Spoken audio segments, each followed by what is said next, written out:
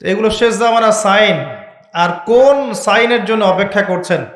রাসূল সাল্লাল্লাহু আলাইহি ওয়াসাল্লাম বলেছেন যে আখিরুজ জামানে পিতামাতার সাথে দাস দাসীর মতো আচরণ করা হবে।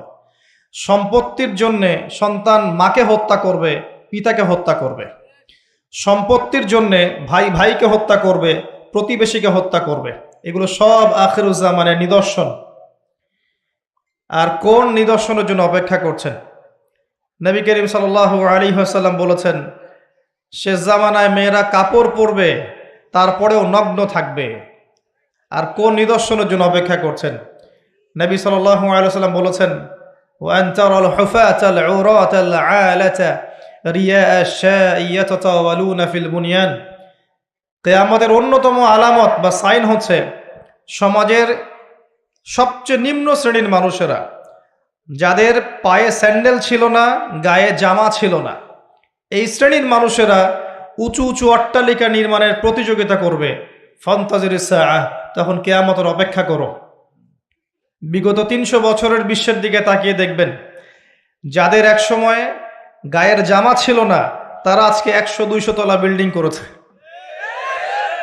প্রতিটা সেক্টরেই, ব্যক্তিগত জীবনে এমন হয়েছে, পারিবারিকভাবেও হয়েছে, সামাজিকভাবে হয়েছে, ওয়ার্ল্ড অ্যাফেয়ার্সের ক্ষেত্রেও হয়েছে।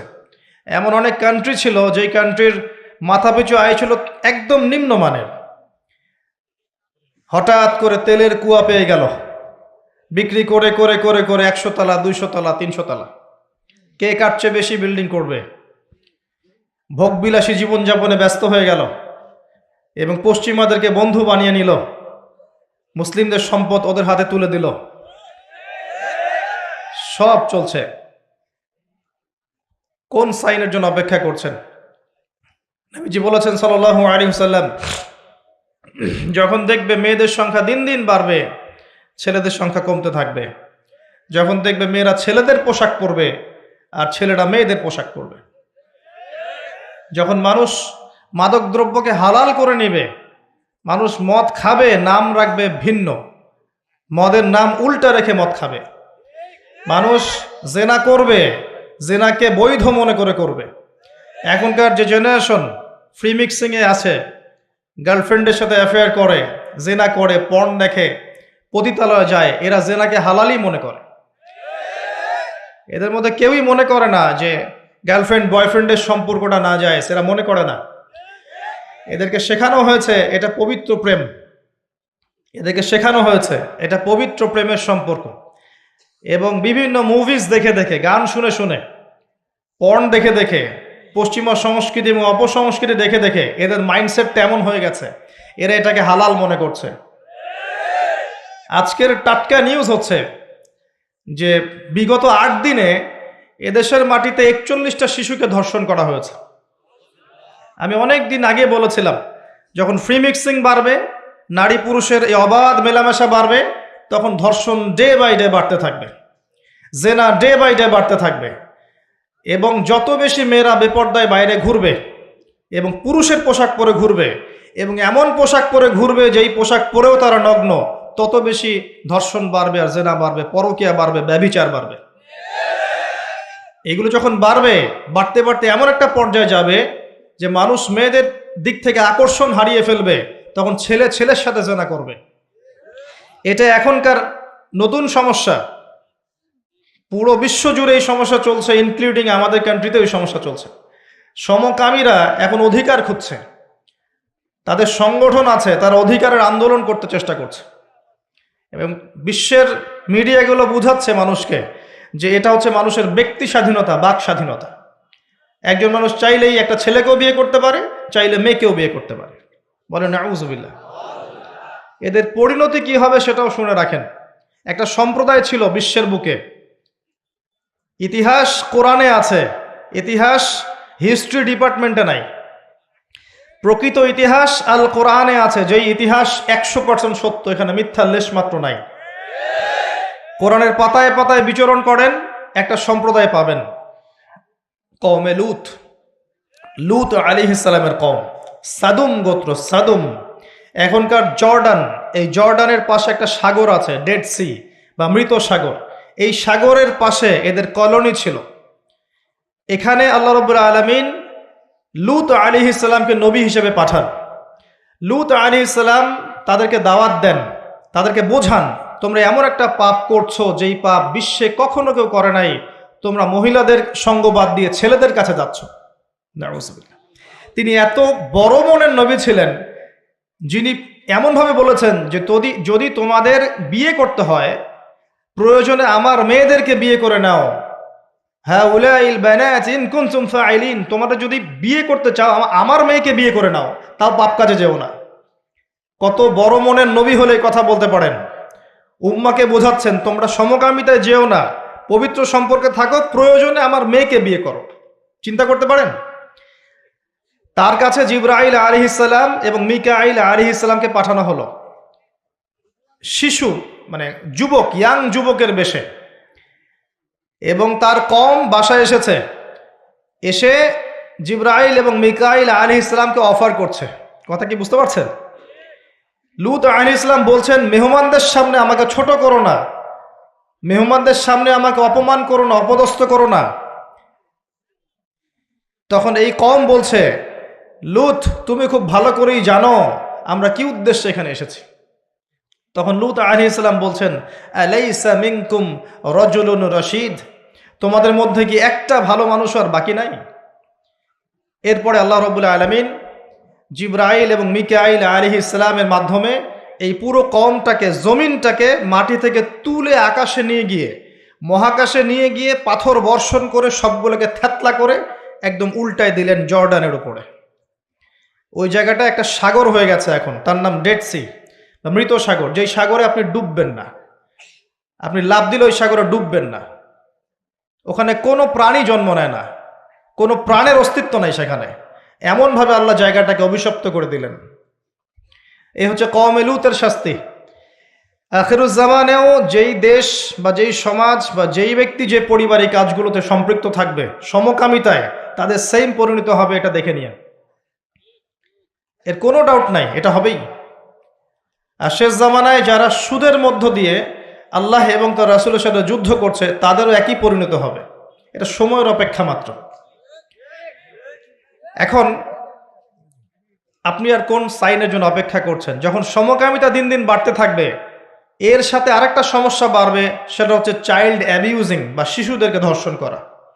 ডে বাই ডে, বিগত 8 দিনে এখানেই 42 জন শিশুকে ধর্ষণ করা হয়েছে, রিপোর্ট, সেকুলার মিডিয়া রিপোর্ট। আমাদের মেয়ে সন্তানদেরকে কার কোলে তুলে দিচ্ছেন? আপনার বাচ্চা সেফ না। কি পরিমাণ মানসিকতা নিচু হয়ে গেছে আমাদের, খেয়াল করে দেখেন। বিয়েকে কঠিন করে দেওয়া হয়েছে, জেনাকে উন্মুক্ত করে দেওয়া হয়েছে,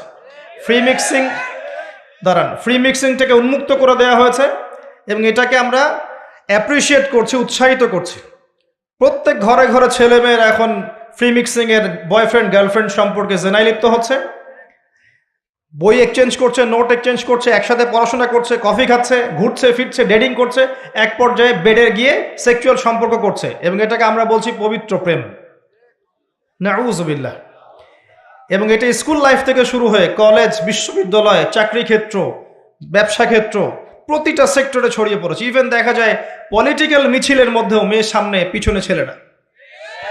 প্রতিটা সেক্টরে ফ্রি মিক্সিং, এভাবে কাঠামো নষ্ট করে দেওয়া হয়েছে। এর উপরে আবার আছে পর্নোগ্রাফি, যার মধ্য দিয়ে যুব সমাজকে পশু বানিয়ে ফেলা হয়েছে। যে মানুষ পর্ন আসক্ত, সে কখনো একটা মেয়ের দিকে সম্মানের চোখে তাকাতে পারে না। তার কাছে মনে হয় মেয়ে হচ্ছে একটা গোশতের টুকরা, একে ভক্ষণ করতে হবে, ভোগ করতে হবে, এতটুকুই। আমরা যখন আমাদের মায়ের দিকে তাকাই, আমরা কি এরকম ভোগের দৃষ্টিতে তাকাই? আমার বোনের দিকে যখন তাকাই, তাকে কি ভোগের দৃষ্টিতে তাকাই? ইভেন আপনার হালাল বিয়ে করে স্ত্রী, তার দিকে যখন আপনি তাকান, একটা ভালোবাসা প্রেম নিয়ে তাকান, এটা কি ভোগের মতো, পশুত্বের দৃষ্টি? কিন্তু একটা ধর্ষক যখন একটা ভিকটিমের দিকে তাকায়, তার দৃষ্টিটা হচ্ছে একটা পশুত্বের দৃষ্টি। এই দুইটা দৃষ্টির পার্থক্য আমরা বুঝতে পারছি না। যখন পর্ন আসক্ত হয়ে যাবে পুরো জেনারেশন, তখন ভিতর থেকে তারা পশু হয়ে যাবে, সুযোগ পেলেই ধর্ষণ করবে। যখন সে একটা মেয়েকে একা পাবে, সুযোগ পেলেই সে সুযোগ হাতছাড়া করবে না। যখন বাচ্চাদেরকে একা পাবে, তাকেও ধর্ষণ করে ফেলবে। দিন দিন বাচ্চাদের ধর্ষণ বাড়ছে, এবং যারা ধর্ষণ করছে এদেরকে আমরা প্রকাশ্যে এনে ফাঁসি দিতে পারছি না। ইসলামের এটাই বিধান ছিল, এদেরকে প্রকাশ্যে জনসমক্ষে ফাঁসি দেওয়া, যাতে আরো 10টা মানুষ এখান থেকে শিক্ষা নিতে পারে। আমরা করতে পারছি না। এখানে আইনের দুর্বলতা আছে, তার ফলশ্রুতিতে দেখা যায় মানুষ পার পেয়ে যাচ্ছে এবং ডে বাই ডে ধর্ষণ বাড়ছে। আপনি কি মনে করছেন আপনার ঘরের মা বোন সেফ? আমার ঘরের মা বোন সেফ? আমার ঘরের কন্যা সন্তান সেফ? আমরা পৃথিবী থেকে চলে যাওয়ার পরে আগামী 10, 20, 30 বছর পর কোন বিশ্বরা ফেস করবে আল্লাহ ভালো জানে। কারো কোনো ফিকির আছে? আমরা পড়ে আছি ছোটখাটো বিষয় ইখতিলাফ নিয়ে, কে কাকে গালি দিব, কে কাকে গীবত করব, কার তহমত দিব, কে কোথায় হাত বাঁধবো, আমিন জোরে বলবো না আস্তে বলবো, মৌলিক সমস্যাগুলো নিয়ে মানুষের মাথা ব্যথা কমে গেছে। এবং আপোষে অভ্যন্তরীণ ইখতিলাফ বিভক্তি করতে করতে আমরা মুসলিম উম্মাকে কেটে আজকে টুকরা টুকরা করে ফেলেছি। না আছে কোনো ইউনিটি, না আছে কোনো ঐক্য, না কোনো ইমারা, না কোনো জামাআহ। আমরা বিভক্ত জীবনযাপন করছি আর সমস্যাগুলো বাড়তেই আছে। কে সলিউশন দিবে? গভর্নমেন্টের একার পক্ষে কি সলিউশন দেওয়া সম্ভব? প্রশাসনের একার পক্ষে সব সমস্যা ডিল করা সম্ভব? যদি আমরা প্রত্যেকে যার যার অবস্থান থেকে সচেতন না হই, দায়িত্ব পালন না করি, তাহলে আমাদের এই পুরো সমাজটা নষ্ট হয়ে যাবে। সমাজ নষ্ট হয়ে গেলে আমরাও ভালো থাকতে পারবো না, আমার ঘরেও সেই বিষ বাষ্প আসবে।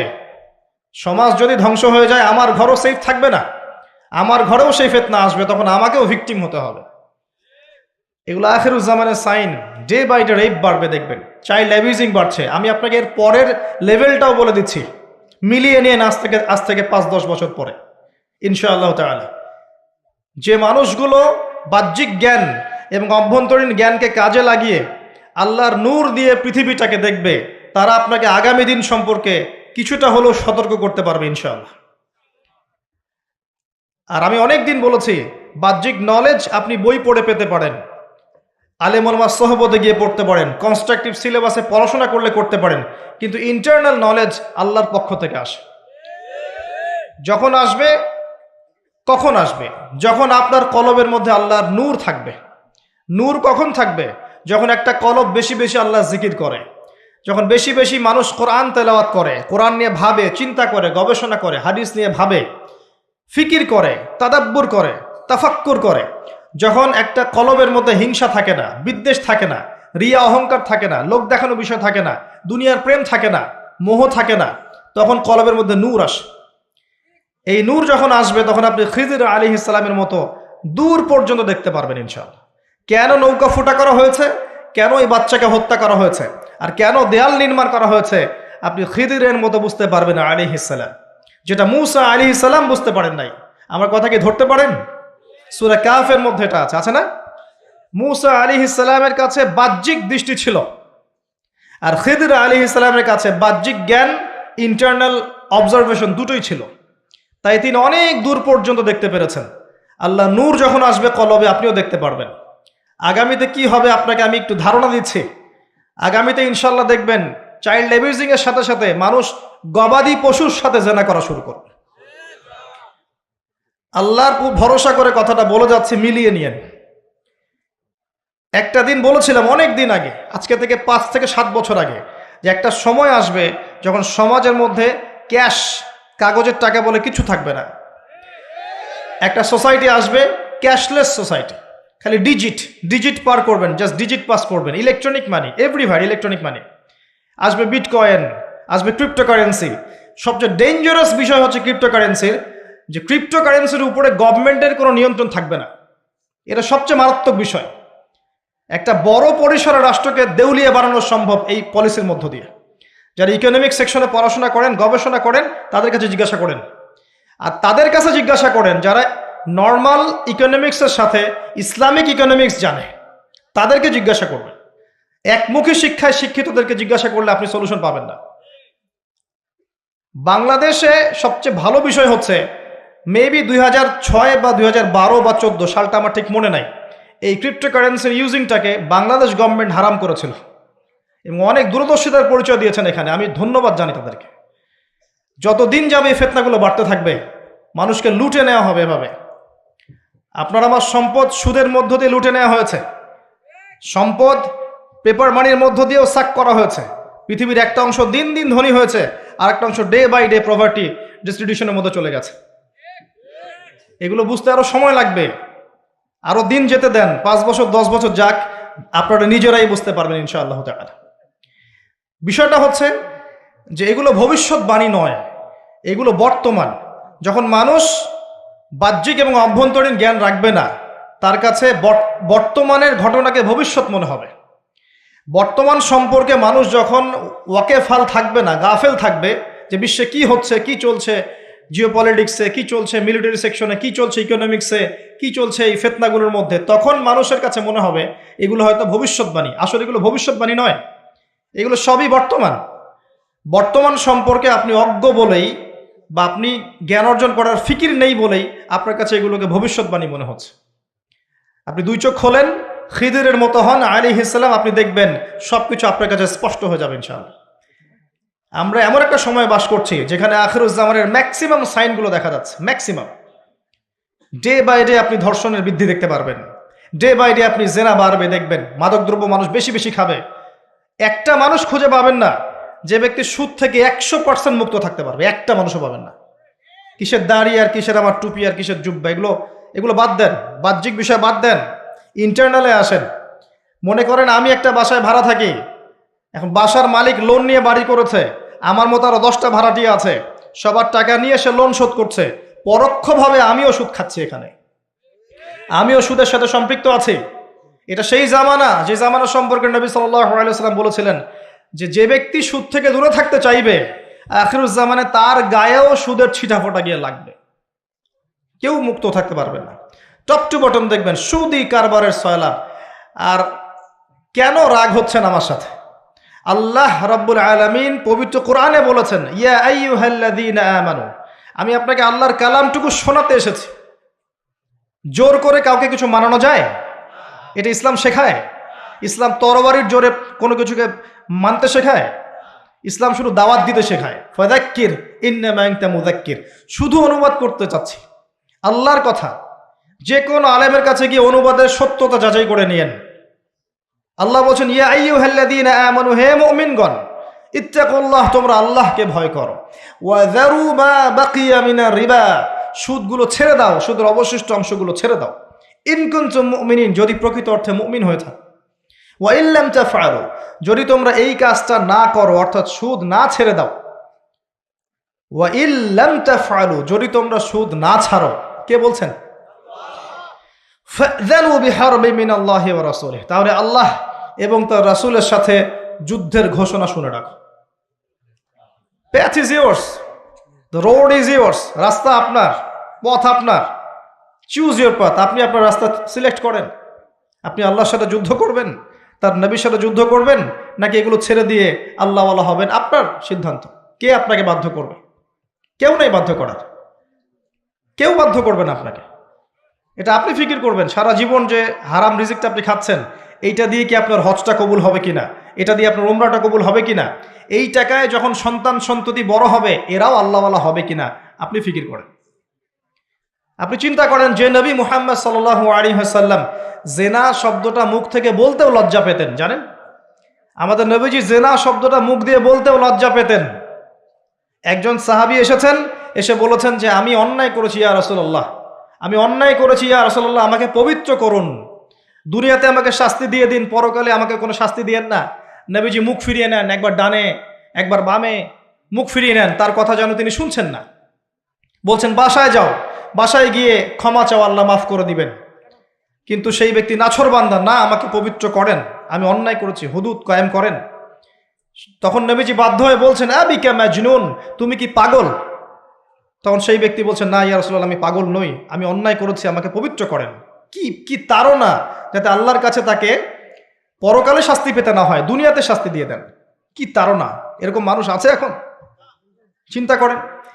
তখন নবীজি বলছেন, এই কথাটা শোনেন, নবী সাল্লাল্লাহু আলাইহি ওয়াসাল্লাম বলছেন, তুমি কি করেছো? তুমি কি এমন কাজ করেছো?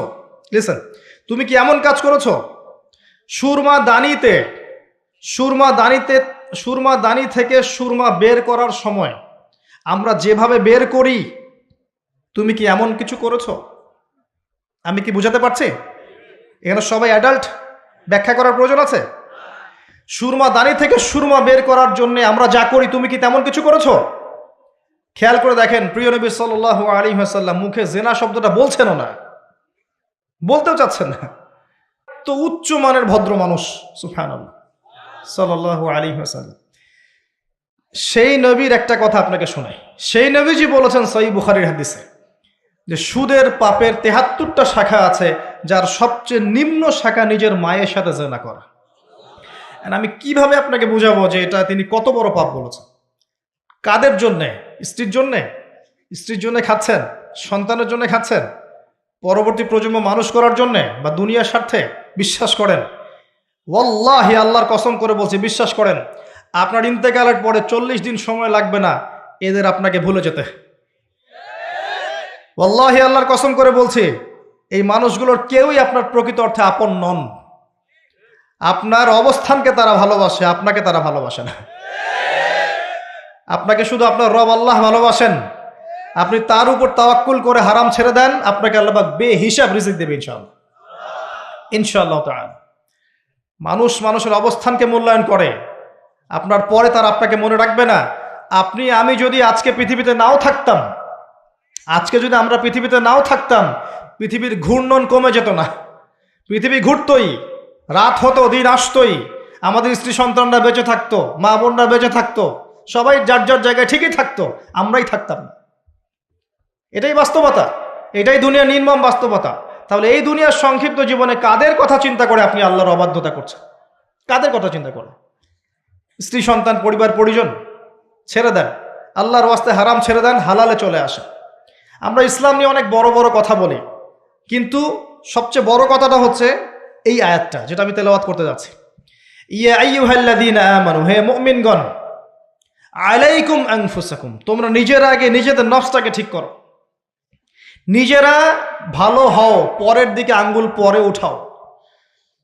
নিজেরা ঠিক হও, নিজে আগে জ্ঞান অর্জন করি, নিজে আগে আমল করি, নিজে আগে হালাল খাই, নিজে পরিবার ঠিক করি, নিজে আমি দিন ইসলামের জন্য ক্ষুদ্র পরিসরে কিছু করার চেষ্টা করি, অন্যের ভুলের দিকে আঙ্গুল পরে উঠাই।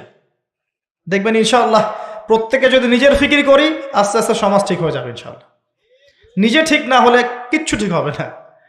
আর নিজে ঠিক না হয়ে মানুষকে ঠিক করতে যাওয়া ঠিক নয়। একটা বাতি যখন জ্বলবে, একটা বাতি থেকে আরো অনেক বাতি জ্বলবে ইনশাআল্লাহ। আল্লাহ পাক আমাদের সবাইকে হালাল রিজিক অন্বেষণ করার তৌফিক এনায়েত করুন, আমিন। যাদের হালাল রিজিকের সমস্যা আছে, আল্লাহ পাক যেন বেহিসাব রিজিকের ব্যবস্থা করে দেন, আমিন। এগুলো আখিরুজ জামানের সাইন। আপনি কোন সাইনের জন্য অপেক্ষা করছেন? বেশি থেকে বেশি মানুষকে হত্যা করা হবে আখিরুজ জামানে, বেশি থেকে বেশি।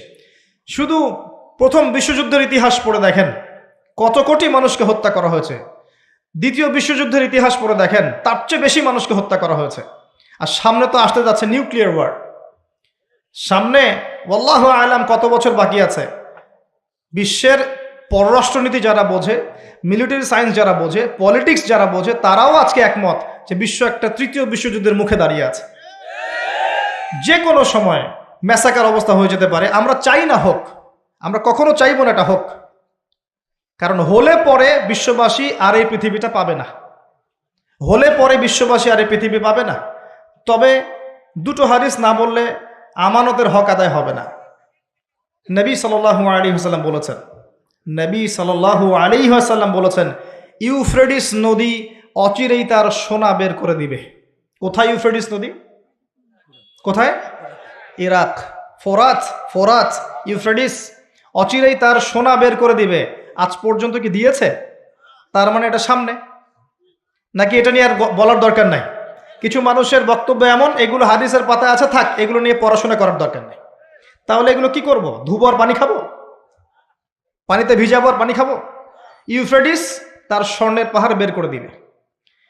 নবী সাল্লাল্লাহু আলাইহি ওয়াসাল্লাম বলছেন, এই সোনাকে কেন্দ্র করে 80টা দেশ একত্রে যুদ্ধ লিপ্ত হবে। কতটা দেশ?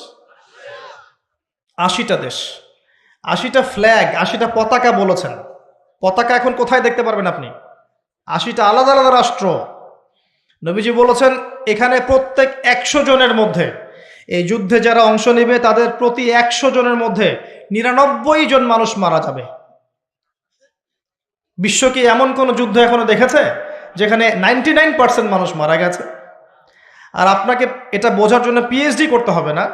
যে ঢাল তলোয়ারের যুদ্ধ হলে বা AK-47 যুদ্ধ হলে কখনো কি 99% মানুষ মারা যাবে? নিঃসন্দেহে এমন কোনো অস্ত্র সেখানে থাকতে হবে যেটা পড়লে ম্যাসাকার হয়ে যাবে, যেটাকে আমরা বলি থার্মোনিউক্লিয়ার ওয়েপেন্স অথবা নিউক্লিয়ার ওয়েপেন্স। এমন কিছু থাকতে পারে। আর বিশ্বের এখন পরাশক্তিগুলোর হাতে এগুলো আছে। যদি একজন ছুড়ে দেয়, অন্য পরাশক্তি কি বসে থাকবে? সুবহানাল্লাহ। আর মাহফিলের মধ্যে অনেক ডিটেলস ওয়ার্ল্ড অ্যাফেয়ার্সের কথা বলা যায় না। এই জন্যে আমি অনেক দিন বলেছি যে আমি যতটুকু জানি আমি তার 30-40% কখনো বলতে পারি নাই। আমি যতটুকু জানি আলহামদুলিল্লাহ এর 30 থেকে 40% আমি কখনো বলতে পারিনি। আর এই ভয়েও বলি না যে আমি যা বলেছি তার মধ্যে এখন মনে হয় 50-60-70% আমি আমল করতে পারছি না। এই ভয়ে আমি কথা বলতে চাচ্ছি না। কথা কি বুঝতে পারছেন? মানুষ সেটাই বলবে যা সে আমল করবে। কঠিন একটা সিচুয়েশন। নবী সাল্লাল্লাহু আলাইহি ওয়াসাল্লাম এরকম একটা ভবিষ্যৎবাণী করে গেছে, বেশি থেকে বেশি মানুষ মারা যাবে। এখানেই 80টা দেশ একত্রিত হয়ে 99% মানুষ মারা যাবে, কমব্যাটন যারা ওই যুদ্ধে অংশ নেবে। আর একটা কথা, নবীজি মুসলিমদেরকে বলেছেন তারা যেন এই সোনার ধার কাছেও না যায় এবং এই সোনাকে কেন্দ্র করে এই যুদ্ধে তারা যেন হাত না লাগায়, এদের সাথে জড়িত না হয়। মুসলিম প্রতিটা রাষ্ট্রের এখানে হেদায়েত আছে। মুসলিমরা যেন এদের সাথে যুক্ত না হয়। সিম্পল, মুসলিমরা আলাদা থাকবে, পৃথক। ওরা মারামারি করে মারা যায় জানবে। একটা দেশ অস্ট্রিয়া হাঙ্গেরি, ওখানে রাজপুত্র হাঁটছে, তার স্ত্রী পাশে, হঠাৎ করে গুলি আসলো, তারা ডেড। এখন অস্ট্রিয়া হাঙ্গেরি 14 দিন সময় দিয়েছে, হত্যাকারীকে খুঁজে বের করতে হবে, না পারলে পাশের রাষ্ট্রকে আক্রমণ করব। পাশের রাষ্ট্রকে তার আক্রমণ করে দিল। এটা 1914 সালের দিকের ঘটনা, সামার অফ 1914, জুন জুলাই মাসের দিকে ঘটনা, 1914 দিকে ঘটনা। তারপরে কি হলো শোনেন, পাশের রাষ্ট্রকে আক্রমণ করা হলো। পাশের রাষ্ট্রের বন্ধু রাষ্ট্র ছিল রাশিয়া। পাশের রাষ্ট্রটার বন্ধু রাষ্ট্র রাশিয়া। রাশিয়া বলছে আমার বন্ধুকে আঘাত করলে আমি কিন্তু চুপ থাকবো না। কথা বুঝতে পারছেন? এবার অস্ট্রিয়া হাঙ্গেরির বন্ধু হচ্ছে জার্মানি, সে বলছে আমার বন্ধুকে আঘাত করলে আমিও চুপ থাকবো না। এবার ফ্রান্স বলছে রাশিয়া আমার বন্ধু, অতএব আমিও চুপ থাকবো না। Germany, Austria Hungary, Russia, France যুদ্ধ লেগে গেল। তারপরে যুদ্ধ যোগ দিচ্ছে ব্রিটেন, তারপরে আসছে আমেরিকা, তারপরে মাঝখান থেকে বেলজিয়াম। অনেক ঘটনা, একটা ঘটনাকে কেন্দ্র করে, একটা অনলি ওয়ান। 5-6 বছর যুদ্ধ হলো, যুদ্ধের শেষে দেখা গেল যে 2-4 কোটি মানুষ মরে শেষ। এই আখিরুজ্জামান, এটা প্রথম বিশ্বযুদ্ধের হিস্ট্রি পড়ে দেখেন। এভাবে সেকেন্ড ওয়ার্ল্ড ওয়ারটা পড়েন। নবীজি এটা বলে গেছেন 1400 বছর আগে যে আখিরুজ্জামানে হারাজ বেড়ে যাবে। হারাজ, হারাজ মানে হত্যাকাণ্ড। মানুষ মারা যাবে, যে মরবে সেও জানবে না কেন মরলাম, যে মারবে সেও বলতে পারবে না কি জন্য মারলাম। এই হবে অবস্থা। নবীজি এমনভাবে বলেছেন যে সন্তান বাবাকে হত্যা করবে, সন্তান বাবাকে হত্যা করবে, সন্তান মাকে হত্যা করবে, ভাই ভাইকে হত্যা করবে, প্রতিবেশীকে হত্যা করবে। বিনা অপরাধে মানুষকে মেরে ফেলা হবে। এখন কোন সাইনের অপেক্ষা করছে? কিসের অপেক্ষা করছে? যতগুলো বলেছি এনাফ আপনার বোঝার জন্যে যে এই ওয়ার্ল্ড আর আগের বিশ্বের মতো নাই। এখানে ডে বাই ডে আখিরুজ্জামানের সাইনগুলো উন্মোচিত হচ্ছে এবং যত দিন যাবে এগুলো আরো বাড়বে, কমবে না। করণীয় কি আসলে? এগুলো আলোচনা করার কারণ কি? হাত গুটিয়ে বসে থাকা, নাকি হতাশ হয়ে যাওয়া যে না পৃথিবীর সামনে সময় নাই, আমি চুপচাপ বসে থাকি, এমন কি বিষয়টা? সাহাবায়ে কেরাম রাদিয়াল্লাহু আনহুম কিয়ামতের সাইনগুলো নিয়ে কথা বলতেন কেন? হতাশ হয়ে? একটা বিখ্যাত হাদিস আছে, বিখ্যাত হাদিস, যে নবী সাল্লাল্লাহু আলাইহি সাল্লাম মসজিদ নববীর পাশ দিয়ে যাচ্ছেন, সাহাবীরা বসে আছেন এবং তারা আপোষে ডিসকাস করছেন, কি বিষয় জানি কথা বলছেন। নবী জিজ্ঞাসা করলেন সাল্লাল্লাহু আলাইহি ওয়াসাল্লাম, তোমরা কি নিয়ে কথা বলছো? তোমরা কি নিয়ে কথা বলছো? সাহাবীরা বলছেন আমরা আলামাতুস সাআ নিয়ে কথা বলছি, কিয়ামতের আলামত নিয়ে কথা বলছি। সাহাবীদের এই আলামত নিয়ে কথা বলার কি দরকার ছিল? এটা কি মানুষকে হতাশ করার জন্য নাকি প্রস্তুতির জন্য? কোনটা? যদি আপনাকে কেউ জানিয়ে দেয়, মনে করেন যে আল্লাহ আপনাকে জানিয়ে দিয়েছেন, কথার কথা বলছি যে আপনি আর 10 বছর বাঁচবেন, কথার কথা, আপনি কি হেলায় খেলায় আর দিন পার করতে পারবেন? আপনার মাথার মধ্যে থাকবে যে আমার হাতে টাইম কম। সাহাবায়ে কেরাম রাদিয়াল্লাহু আনহুম তখন এটা নিয়ে ডিসকাস করছিলেন। এই হাদিসটাই সেই হাদিস যেখানে 10টা মেজর সাইন বলা হয়েছে। নবীজি বলছেন এই 10টা না আসা পর্যন্ত কিয়ামত হবে না। কি 10টা? 1 নম্বরে বলা হয়েছে যে দাজ্জাল, তারপরে বলা হয়েছে ঈসা ইবনে মারিয়ামের আগমন, তারপরে ইয়াজুজ মাজুজ, দাব্বাতুল আরদ, 3টা ভূমিকম্প, এভাবে নবী সাল্লাল্লাহু আলাইহি ওয়াসাল্লাম 10টার কথা বলেছেন। হাদিসটা পড়ে দেখেন। যাই হোক, ওয়ার্ল্ড যেদিকেই যাক না কেন, পরিস্থিতি যেমনই হোক না কেন, সর্বপ্রথম আমাদেরকে বেসিক ঠিক করতে হবে। কি ঠিক করতে ভাই? বেসিক। নিজে আগে ঠিক হইতে হবে। নিজে ঠিক হওয়ার জন্য প্রথম কাজটা কি? প্রথম কাজ হচ্ছে লেখাপড়া করা। কি করা?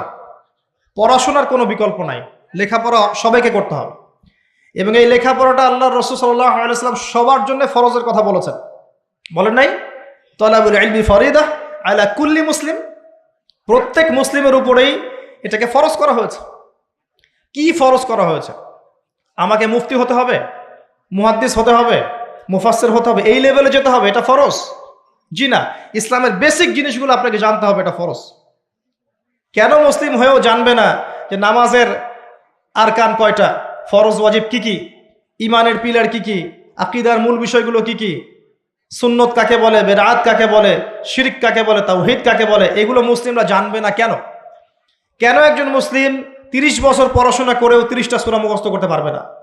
কেন একজন মুসলিম 40 বছর পড়াশোনা করছে 40টা হাদিস মুখস্থ করতে পারছে না? কেন পারবে না? এটা কি শুধু এক শ্রেণীর মানুষের জন্যে, না কোরআন এবং সুন্নাহ সকলের জন্যে? কোরআন এবং সুন্নাহ কি এক শ্রেণীর মানুষের সম্পত্তি, নাকি সবার জন্য উন্মুক্ত? একজন অমুসলিমও কোরআনুল কারীম পড়ে হেদায়েত পেতে পারে, পারে না? চর্চা না করলে কেমন করে হবে? প্রথম কথা ইলম অর্জন করা। দ্বিতীয় কথা ইলম অনুযায়ী আমল করা। ইলম আছে আমল নাই, এই ইলমের আসলে কোনো দাম নাই। কথা মনে রাখবেন, ইলম আছে আমল নাই, এই ইলমের আসলে কোনো দাম নাই। আরেকটা কথা হচ্ছে ইলম আছে কিন্তু ইলমের অহংকার আছে, এটারও কোনো দাম নাই। ইলম আছে, ইলমের অহংকার আছে, এই ইলমেরও কোনো দাম নাই। আল্লাহ পাক আমাদেরকে ইলম অর্জন করে অহংকার মুক্ত মন নিয়ে আমল করার তৌফিক দান করুন, আমিন। এর পরের দরকার হালাল রিজিক। হালাল রিজিক নাই, আমল করে লাভ নাই। যত আমল করেন সব ইন ভেইন, নষ্ট হয়ে যাবে। যত আমল করেন নষ্ট হয়ে যাবে। পরিবেশটা নষ্ট করেন না। যত আমল করবেন নষ্ট হয়ে যাবে যদি রিজিকটা হালাল না থাকে। এখন একটু অনেস্টলি বলি, আমরা কার কার পরিবারে হালাল রিজিক আছে? কত পার্সেন্ট মানুষের পরিবারে? কতগুলো পরিবার পাবেন সুদহীন, ঘুষহীন, দুর্নীতি করছে না? কতগুলো পরিবার পাবেন? খুবই রেয়ার। যারা ব্যবসা করছে দেখবেন মাপে কম দিচ্ছে। ব্যবসায় যদি আপনি মাপে কম দেন, সিন্ডিকেট করেন, কৃত্রিম সংকট তৈরি করেন, গভর্নমেন্টকে বিব্রতকর অবস্থায় ফেলেন, আপনিও সমান অপরাধী। এবং এই রিজিকটাও হারাম। ব্যবসা করার পরেও আপনি হারাম রিজিকের মধ্যে আছেন। এই কৃত্রিম সংকট তৈরি করবেন না।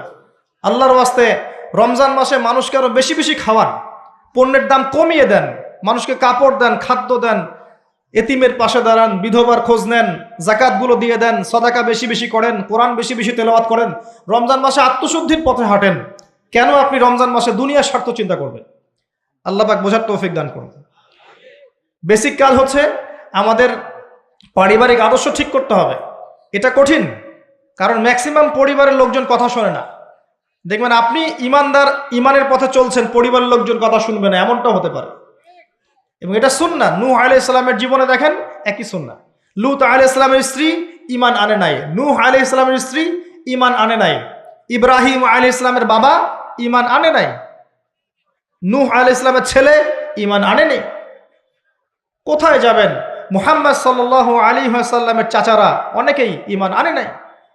তো আপনজনরা কথা নাও শুনতে পারে, তখন আপনাকে স্বতন্ত্র ইসলামিক পরিবার গড়ে তুলতে হবে। পারা যাবে ইনশাআল্লাহ?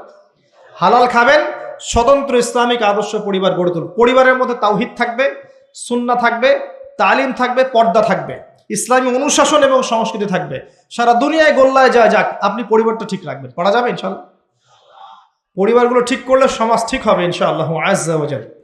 বেসিক কাজে আসেন।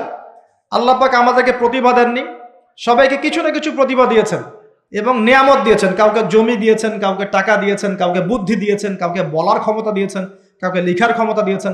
প্রত্যেকের এই প্রতিভাগুলোকে ইসলামের স্বার্থে ব্যয় করা যায় না? যার যার অবস্থান থেকে দিনের কোনো ফিকির করা যায় না?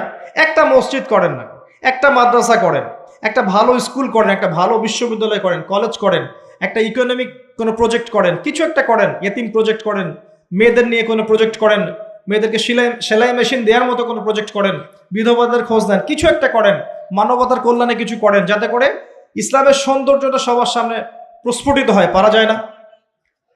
অল্প অল্প কাজগুলোতে ইসলামের কল্যাণ হয় না? এগুলো একসাথে হলে দিনের খেদমত হবে না?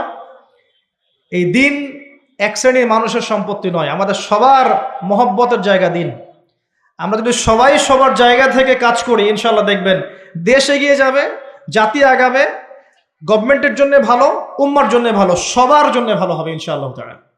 আর যত বেশি আমরা কোরআন এবং সুন্নাহ থেকে দূরে সরে যাব, তত বেশি নৈতিক জায়গা থেকে আমরা সরে আসব, নৈতিকতার অবক্ষয় হবে। আপনি দেখবেন সমাজে ম্যাসাকার অবস্থা সৃষ্টি হবে, সমাজে বেনামাজি লোকের সংখ্যা বাড়বে, সুদখোরের সংখ্যা বাড়বে, ধর্ষক বাড়বে, চোর বাড়বে, ডাকাত বাড়বে, ছিনতাইকারী বাড়বে, জুয়াখোর বাড়বে, লুচ্চা মানুষ বাড়বে, ডে বাই ডে বাড়তে থাকবে। তখন সমাজের কাঠামো আপনি ঠিক করতে পারবেন না, তখন প্রশাসনিক চাপ দিয়ে কিন্তু এদেরকে আপনি সঠিক লাইনে আনতে পারবেন না। কারণ মেরে আর পিটিয়ে কয়টা মানুষকে লাইনে আনা যায় যদি আত্মার ভিতরে পরিবর্তন না আনা যায়? আত্মিক পরিবর্তন কে দিবে ইসলাম ছাড়া? আত্মার পরিবর্তন কে দিবে কোরআন এবং সুন্নাহ ছাড়া? এগুলোর মধ্য দিয়ে মানুষের আত্মাটাকে পরিবর্তন করা সম্ভব। ইনশাল্লাহ দেখবেন সমস্যাগুলো সলভ হয়ে যাবে। যদি আমরা এই দায়িত্ব পালন করতে না পারি, যদি আমরা এই দায়িত্ব পালন করতে ব্যর্থ হই, আল্লাহ পাকের একটা সুন্নাহ আছে, সুন্নাহটা হচ্ছে নাসুল্লাহ ফানাসিয়াহুম, তারা আল্লাহকে ভুলে গিয়েছিল, আল্লাহ তাদেরকে ভুলে যাবেন।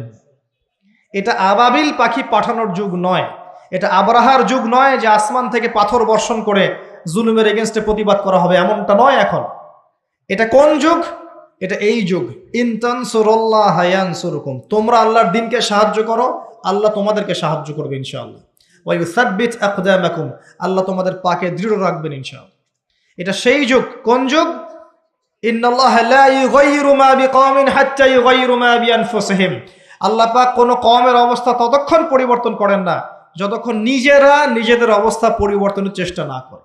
আলাইকুম আনফুসাকুম, নিজের নফসের খবর নেন, নিজের আত্মশুদ্ধির খবর নেন, নিজের আমলনামা হিসাব করেন। আল্লাহর ওয়াস্তে আমার কে জানে, কে গ্যারান্টি দিবে আপনাকে? আজকে থেকে 2 বছর আগে ওই ইউক্রেনও ভেবেছিল যে আমরা ভালো থাকব, কিন্তু আল্লাহ পাকের পরিকল্পনা ভিন্ন। এখন যারা মনে করছে আমরা খুব ভালো আছি, দেখবেন আগামী দিনগুলোতে ওরাও ভালো থাকবে না ইনশাআল্লাহ তাআলা। যতদিন যাবে এগুলো বাড়তে থাকবে। রমজানকে কাজে লাগান প্রিয় ভাইয়েরা। রমজানে আল্লাহর ওয়াস্তে প্রত্যেক দিন 1 পারা করে কোরআন পড়েন, পুরো মাসে একবার কোরআন খতম করেন, তারাবির নামাজ পড়েন জামায়াতের সাথে, 5 ওয়াক্ত নামাজ পড়েন, বেশি বেশি দান সাদাকা করেন, বেশি বেশি ইফতার করেন, মানুষকে বেশি থেকে বেশি ইফতার করান, কাপড় দেন, খাবার দেন। ওই যে হোটেলগুলো আছে রমজান মাসে খোলা থাকে, পর্দা টাঙানো থাকে, এগুলো এই সংস্কৃতি, পর্দা সংস্কৃতি বাদ দেন। যে জায়গায় পর্দা আনতে হয় সেই জায়গায় নিয়ে আসেন, যেখানে পর্দা দেওয়া লাগে না সেখানে দিয়েন না। পর্দা কোথায় লাগে? পর্দা লাগে নারীর গায়ে, আর আপনি পর্দা ঝুলিয়েছেন হোটেলের মধ্যে যাতে মানুষ গিয়ে খাবার খেতে পারে। এগুলো বয়কট করেন, এগুলোর দরকার নাই। রমজান মাসে বেশি বেশি বাজারে যায়েন না, মাসের বাজার আগে করে ফেলেন, রমজানটাকে কাজে লাগান, সময়টাকে কাজে লাগান। যদি সম্ভব হয় এই মাসে কোরআনটা পুরোটাকে একটু অর্থসহ পড়ার চেষ্টা করেন। আল্লাহর ওয়াস্তে রাসূল সাল্লাল্লাহু আলাইহি ওয়াসাল্লামের সুন্নাহগুলোর উপর আমল করেন, রমজানটা কাজে লাগান। নবীজি বলেছেন সাল্লাল্লাহু আলাইহি ওয়াসাল্লাম, সেই ব্যক্তি ধ্বংস হোক, লিসেন, সেই ব্যক্তি ধ্বংস হোক যে রমজান মাসকে পেয়েছে কিন্তু তাকে পেয়েও নিজের গুনাহগুলোকে মাফ করাতে পারে নাই। আরেকটা কথা যেটা বলতে চাচ্ছিলাম, নবীজি বলেছেন সাল্লাল্লাহু আলাইহি ওয়াসাল্লাম, যার সামনে আমার নাম উচ্চারিত হয়েছে কিন্তু আমার নাম শুনেও সে সাল্লাল্লাহু আলাইহি ওয়াসাল্লাম দরুদ পড়ে নাই, সে ব্যক্তিও ধ্বংস হয়ে যাক। নবীজি বলেছেন আমিন। অতএব আলোচনা অনেক লম্বা করলে লম্বা হতে থাকবে, কিন্তু মৌলিক কথাগুলো বলতে বেশি সময় লাগে না। সুদীর্ঘ সময়ে সুরেল আওয়াজ করে, জিকিরের নামে ডিজে জিকির করে, মানুষকে হাসি খুশি দিয়ে রং তামাশা করে মাহফিলের সময় নষ্ট করার কোনো মানে হয় না। এক একটা মাহফিল এক একটা দিনের আমানত, এক একজনের বক্তা এখানে আমানত নিয়ে বসেছে, আমানতের খেয়ানত করলে আল্লাহ পাক তাদেরকে ধরবেন ইনশাআল্লাহ তাআলা। এক একটা মাহফিল এক একটা নিয়ামত। এত বেশি মাহফিল অন্য কোনো দেশে হয় বলে আমাদের জানা নাই, কিন্তু আমরা মাহফিলের বিষয়গুলোকে নষ্ট করে ফেলছি। এটাকে আমরা সিন্ডিকেট বানাচ্ছি, প্রফেশনাল ভাবে নিচ্ছি, এখানে দুনিয়ার স্বার্থকে আমরা জড়িয়ে ফেলেছি। আল্লাহ পাক আমাদেরকে বোঝার তৌফিক দান করুন। এখানে অনেকেই দেখা যায় অনলি ফর আইওয়াশ শোডাউনের জন্য আসে, অনলি ফর জাস্ট একবার দেখার জন্য, চিড়িয়াখানার প্রাণীর মতো সেলফি তোলার জন্য, ভিডিও করার জন্য, ইউটিউবিং এর জন্য, ডলার কামাই করার জন্য। কি দরকার আছে? প্রয়োজন নাই। লৌকিকতা ছেড়ে দেন, আল্লাহর জন্য, আল্লাহ দিনের জন্য কাজ করে। আমি অনেক দিন বলেছি, দেখেন বহু মানুষ খ্রিস্টান হচ্ছে, বহু মানুষ কাদিয়ানি হচ্ছে, বহু মানুষ শিয়া হচ্ছে। আপনি কি অনলাইনে জানতে পারেন? পারেন না, কারণ তারা এত শোডাউন করে না। আমরা মনে হয় এক ওয়াক্ত নামাজ পড়লে 10টা ছবি দিয়ে দিই যে আমি আজকে এক ওয়াক্ত নামাজ পড়েছি। এত লৌকিকতা কেন? কি দরকার? এগুলো করতে গেলে ইসলামিক যে ব্যক্তিত্বরা আছে, লৌকিকতা করতে গেলে এবং তাদেরকে নিয়ে বাড়াবাড়ি করতে গেলে মনের মধ্যে রিয়া আসে এবং অহংকার আসতে পারে। এতটুকুই যথেষ্ট ওই মানুষকে ধ্বংস করার জন্য। নবীজি বলেছেন, অন্ধকার রাত্রে কালো পাথরের উপরে কালো পিঁপড়া হেঁটে গেলে যেমন দেখা যায় না, বোঝা যায় না, রিয়া এবং অহংকার এরকম জিনিস সূক্ষ্ম, এগুলো মানুষের মনে আসে, মানুষ বুঝতে পারে না। অতএব লৌকিকতা করবেন না, বেসিক কাজগুলো করেন। আমার কথা যদি একটু হার্শ মনে হয়, আল্লাহর ওয়াস্তে ক্ষমা করবেন, কিন্তু বাস্তবতা এরকম। এগুলো বাস্তবতা। ইসলাম সেই স্বর্ণযুগে নাই। এখন আমরা একদম বেসিক একটা জায়গায় আছে। এখন উমর রাদিয়াল্লাহু আনহুর যুগ নয়, আবু বকর সিদ্দিক, উসমান, আলীর যুগ নয়, এমনকি এখন উমাইয়া আব্বাসীয় খেলাফত নয়, উসমানীয় খেলাফত নয়। এখন আমরা এমন একটা জেনারেশনে বাস করছি যে সারা ওয়ার্ল্ডের নেতৃত্ব দিচ্ছে ইসলামের দুশমনরা। এখানে আপনি যদি বেসিক ঠিক না করতে পারেন, 20 তলার স্বপ্ন দেখে লাভ নাই। যদি আমরা বেসিক ঠিক না করতে পারি, নিজেরা ভালো না হই, প্রত্যেকটা বেসিক কাজ ঠিকঠাক মতো করতে না পারি, আমাদের বাচ্চাদেরকে ঠিক মতো মানুষ করতে না পারি, পারিবারিক আদর্শ সুন্দর না করি, কোরআনওয়ালা না হই, সুন্নাওয়ালা না হই, তাসকিয়া না অর্জন করি, আলেম ওলামার সোহবতে না যাই, আত্মশুদ্ধি না অর্জন করি, সময়গুলোকে কাজে না লাগাই, আল্লাহর কসম করে বলছি, আল্লাহ পাক কি করবেন জানেন? আল্লাহ পাক এটা করবেন, ওয়া ইন তাতাওয়াল্লাউ ইয়াস্তাবদিল কওমান গায়রাকুম। তোমরা মুসলিমরা যদি মুখ ফিরিয়ে নাও, দায়িত্ব পালন না করো, তাহলে আল্লাহ পাক তোমাদেরকে সরিয়ে দিয়ে নতুন কওমকে নিয়ে আসবেন। সুম্মা লা ইয়াকুনু আমসালাকুম, তারা তোমাদের মতো অপদার্থ হবে না। আমরা কি চাই আল্লাহ পাক আমাদের সবাইকে সরিয়ে দেখ এবং এই সুযোগটা আমরা হাতছাড়া করতে চাই? আমরা কি এই জীবনটা কখনো পাবো ফিরে? যে এই 60-70, 50-60, 70, 100 বছরের জীবন আর কখনো ফিরে আসবে? একটা করে দিন রাত বছর চলে যাচ্ছে, আর কখনো ফিরে আসবে? আসবে না। শয়তান 3টা ধোঁকা দিয়ে থাকে। শয়তান বোঝায় এখন অনেক সময় পড়ে আছে, পরে করে নিও। এই করতে করতে কত মানুষ কবরে চলে গেছে, তার ফিকির নাই। শয়তান বোঝায় এখনই এত তাড়াহুড়ার কি আছে, কেবল যুবক, কেবল যৌবন, বার্ধক্যে গিয়ে ভালো হয়ে যেও। শয়তান এগুলোকে বোঝায়। শয়তান বোঝায় তুমি পারবে না, তোমার দ্বারা হবে না। আবার শয়তান এটাও বোঝায় আমি অনেক জানি, আমার জানার কোনো দরকার নাই। শয়তানের ধোঁকাগুলো থেকে বেঁচে থাকেন। আল্লাহর ওয়াস্তে আল্লাহর নাজিলকৃত কোরআন এবং সুন্নাহকে আঁকড়ে ধরেন। চরমপন্থী হয়েন না। ইসলামের নামে এমন কিছু করতে যায় না যাতে ইসলামের ক্ষতি হয়ে যায়। যত চরমপন্থা ছড়িয়েছে ইসলামের নামে, এগুলো মুসলিমদের মাধ্যমে ছড়ায় নাই। এগুলো একটা পশ্চিম এজেন্ডা ছিল।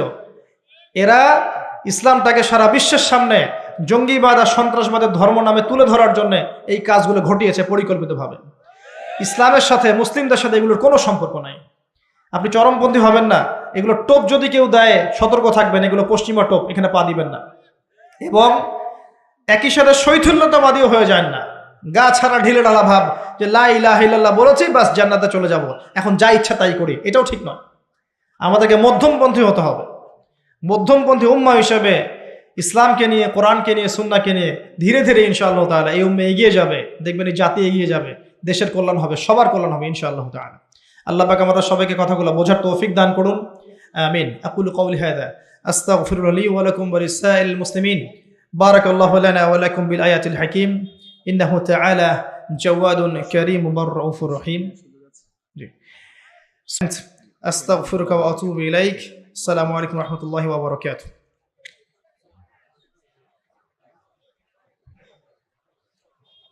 এক ভাই প্রশ্ন করেছেন, যদি কারো কোনো প্রশ্ন থাকে আপনারা করতে পারেন এখানে।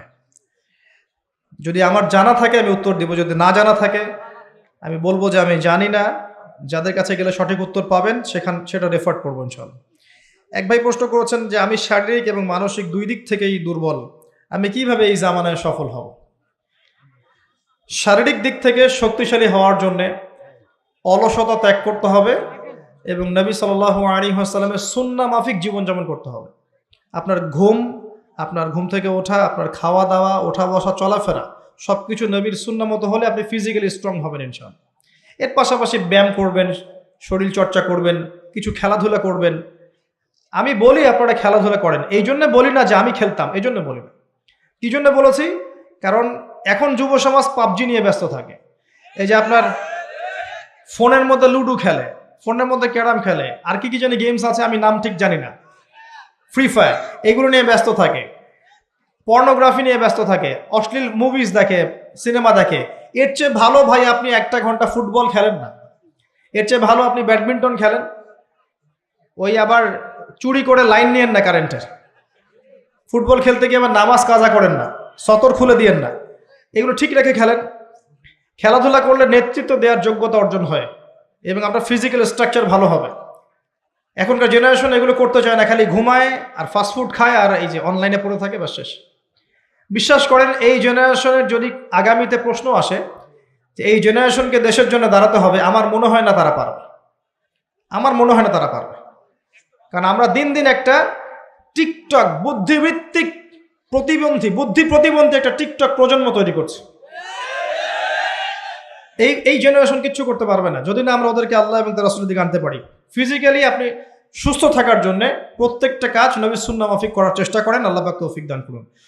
আর মানসিকভাবে আপনি স্ট্রং থাকবেন কখন? যখন আপনার সাথে আল্লাহর সম্পর্ক থাকবে, কোরআনের সম্পর্ক থাকবে, আপনি আল্লাহর জিকির করবেন, কোরআন তেলাওয়াত করবেন, তাসবিহ তাহলিল করবেন, নামাজ আদায় করবেন, আপনি মেন্টালি স্ট্রং থাকবেন ইনশাআল্লাহ।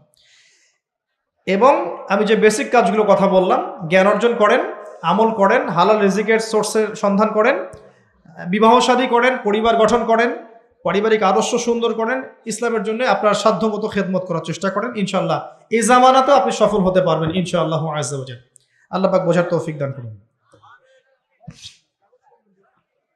এক ভাই প্রশ্ন করেছেন যে আপনি কি তথাকথিত পীর মুরিদিতে বিশ্বাস করেন? পীরের মুরিদ হওয়া কি ফরজ? দেখেন, অনেক বড় বড় ওলামায়ে কেরাম আছেন, অনেক বড় বড় ওলামায়ে কেরাম আছেন যারা মানুষকে কাছে ডেকে নিয়ে আত্মশুদ্ধির কাজ করে। আত্মশুদ্ধি কি জিনিস? শুধু বইপত্র পড়লেই মানুষ আত্মশুদ্ধি অর্জন করতে পারে না। আমি কথাটা বোঝার চেষ্টা করেন। শুধু বইপত্র পড়ে মানুষ আত্মশুদ্ধি অর্জন করতে পারে না। জ্ঞানের সাথে আমল যেমন লাগে, তেমনি আমলওয়ালা মানুষের সোহবত লাগে। আমার কথাটা বোঝার চেষ্টা করেন। নবী সাল্লাল্লাহু আলাইহি ওয়াসাল্লাম কি কাগজের মধ্যে কোরআন লিখে দিয়ে বলেছিলেন বাসায় যাও পড়ে ভালো হয়ে যাও? এভাবে কি দিন প্রচার করেছেন? সাহাবায়ে কেরাম রাদিয়াল্লাহু আনহুম তার সাথে থাকতেন, কিভাবে তিনি ওঠেন, কেমন করে বসেন, কেমন করে কথা বলেন, কেমন করে খান, সবকিছু তারা অবজার্ভ করতেন। তাকে দেখে দেখে দেখে দেখে সাহাবায়ে কেরাম রাদিয়াল্লাহু আনহু ইসলাম শিখেছেন। এটার নাম সুহবত। যদি এমন কোনো মানুষ থাকেন এই যুগে, যদি যারা এ ধরনের কাজের সাথে সম্পৃক্ত, যারা আত্মশুদ্ধিওয়ালা মানুষ, আল্লাহ নূরওয়ালা মানুষ, বেদাত করছেন না, শিরিক করছেন না, কোরআন সুন্নাহর অপার জ্ঞান আছে, এই মানুষগুলো সোহবতে গিয়ে দিন শেখার মধ্যে কোনো নিষেধাজ্ঞা নাই, বরং এটা উচিত, এটাই উচিত। না হলে একা একা আপনি বিভ্রান্ত হতে পারেন। কিন্তু এই সিস্টেমটাকে আমরা যে কিছু বেদাতি কাজের সাথে সম্পৃক্ত করে ফেলেছি, এটা ঠিক নয়। আমি এটা সমর্থন করি না। কিন্তু অবশ্যই আত্মশুদ্ধির জন্য, তাজকিয়ার জন্য আল্লাহওয়ালা মানুষের সোহবতের প্রয়োজন আছে, এটা সত্য। আল্লাহ পাক বোঝার তৌফিক দান করুন। আর কি আছে?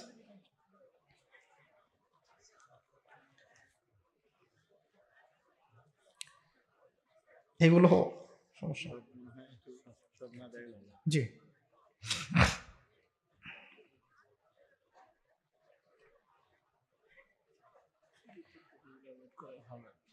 জি জি, ঠিক আছে। এক ভাই প্রশ্ন করেছেন যে অনেকটা তাকদির সংক্রান্ত প্রশ্ন আসলে, যে মানুষ পাপের কাজ করে, পুণ্যর কাজ করে, এই বিষয়গুলো কেমন, আল্লাহ কেনই বা জান্নাত জাহান্নাম সৃষ্টি করেছেন। আসলে দেখুন ভাই, তাকদীরের বিষয়টা এত জটিল এবং এত উঁচু স্তরের জ্ঞান, যেটা আমাদের ক্ষুদ্র মস্তিষ্কে ধরাটা সম্ভব না। একটা কমিউনিটি ছিল যার নাম হচ্ছে জাবারিয়া, তারা তাকদীর কেন্দ্রিক আলোচনায় বিভ্রান্ত হয়ে গেছে।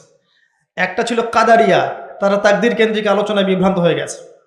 আল্লাহ রাব্বুল আলামিন আসমান জমিন সৃষ্টির 50,000 বছর আগে তাকদীর লিখেছেন, সুবহানাল্লাহ। এরপরেও মায়ের গর্ভে যখন রূহ আসে, তখন ফেরেশতা এসে রূহ ফুঁকে দেন, তার হায়াত, তার রিজিক এগুলো লিখে দেন। দ্বিতীয় দফায় তাকদির লেখা হয়। এরপরেও লাইলাতুল কদরের রাতে 1 বছরের তাকদিরকে নবায়ন করা হয়। কিছু বিষয় তাকদিরের কনস্ট্যান্ট, এগুলোর কোনো পরিবর্তন নাই। কিছু বিষয় আছে যেগুলো দোয়ার মাধ্যমে, ভালো কাজের মাধ্যমে, ঈমান তাকওয়া ইত্যাদির মধ্য দিয়ে পরিবর্তন করানো সম্ভব।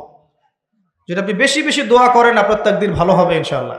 বেশি বেশি আত্মীয়তার সম্পর্ক বজায় রাখেন, আপনার রিজিক, হায়াত প্রশস্ত হবে ইনশাআল্লাহ। এগুলো সম্ভব। কিন্তু এগুলোকে নিয়ে জটিল চিন্তায় চলে গিয়ে আল্লাহ কেন সৃষ্টি করলেন আমাকে, কেন জান্নাত, কেন জাহান্নাম, আল্লাহ কোত্থেকে আসলেন, এগুলো চিন্তা করে সময় নষ্ট করার কোনো দরকার নাই। এগুলোর উত্তর যদি খুঁজেও পান, আপনার আদতে কোনো ফায়দা নাই। এতটুকু বলবো, আল্লাহ রাব্বুল আলামিন তার বান্দাকে প্রচণ্ড ভালোবাসেন। বান্দাকে প্রচণ্ড ভালোবাসেন, বান্দাকে পুরস্কৃত করার জন্য আল্লাহ পাক জান্নাত সৃষ্টি করেছেন।